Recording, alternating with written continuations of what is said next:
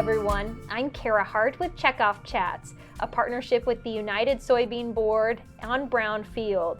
Joining us, we've got Jack Cornell, United Soybean Board's Director of Sustainable Supply. We're going to be talking about Farmers for Soil Health Marketplace today.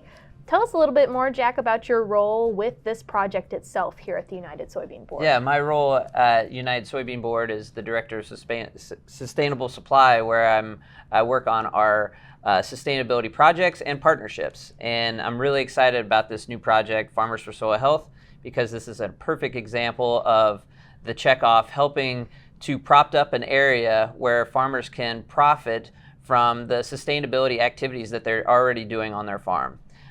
We also have opportunities within a cost share for farmers to adopt cover crops, and to also supply technical assistance to help farmers to access that cost share.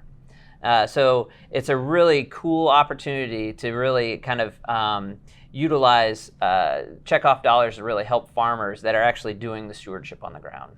So tell me a little bit more about how the soil health marketplace works. Yeah.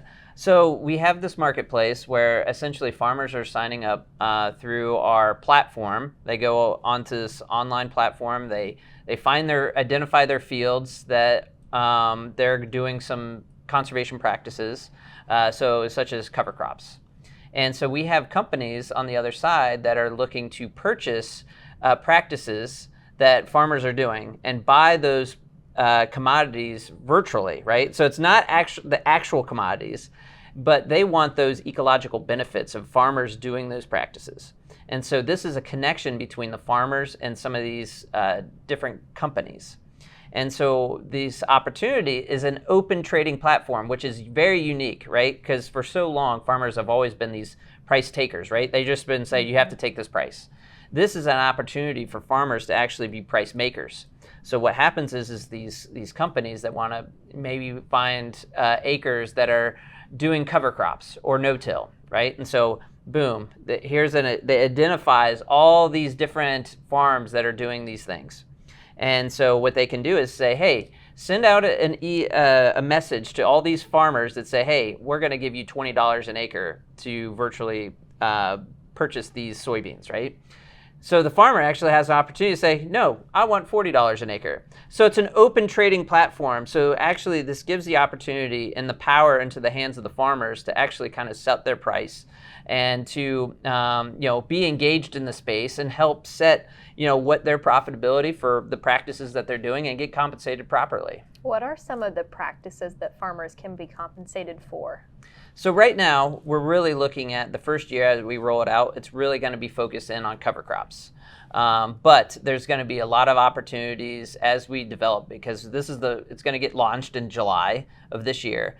And as we grow and develop this, we're going to add a lot more new practices, ranging from all different kinds of areas, including things like no-till or reduced till. And so those are some of the exciting things, is that this platform is not just kind of very static, and it's actually built to grow and expand and to incorporate not only soybean farmers, but corn farmers, and then expanding into other commodities as well. So there's a lot of opportunities within this marketplace to not just kind of be this one thing. It has that evergreen approach that we can always kind of change and modify it to be the best product for farmers. Has it been a challenge to sell to producers? Do they understand the program you find pretty well when you visit with them about what this opportunity can bring them? Yeah, they're very excited about the opportunity because this is something that hasn't been developed. But obviously farmers are kind of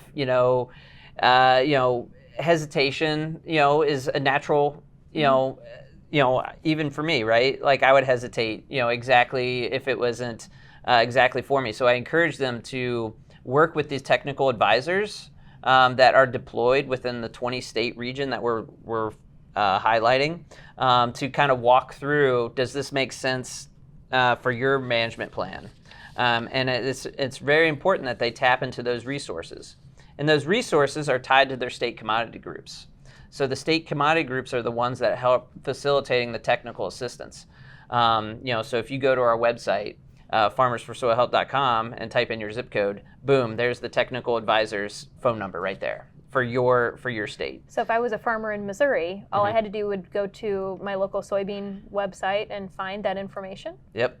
And That's great. yeah, that name will show up and work with them to kind of talk through some of those, what would work for your farm. And I think, knowing that this is a farmer-driven project, right, farmer-led project, right, this is being led by the Soy Checkoff, National Corn Growers, and the Pork Checkoff.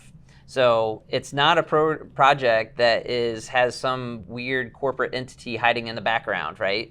This is completely run by farmers and farmer organizations, and so we are not here to make profit. We're here to help farmers with increasing their profitability through sustainability practices. Is there anything else we should know about where this project is at currently?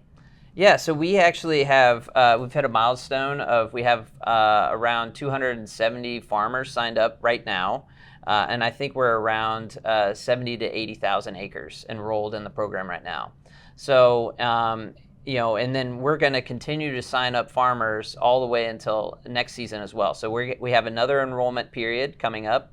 And so it's kind of unique just for our first year out of the gates to have that kind of influence and number of farmers that are adding cover crops into their rotation and into their operation is very exciting. And it kind of gives us an opportunity to kind of work with those individual 260, 270 farmers to kind of work through the marketplace platform and help them with their profitability. Well, Jack, thanks so much for joining me today. Thank you all for tuning in. Again, I'm Kara Hart with Checkoff Chats with the United Soybean Board partnering with Brownfield Ag News.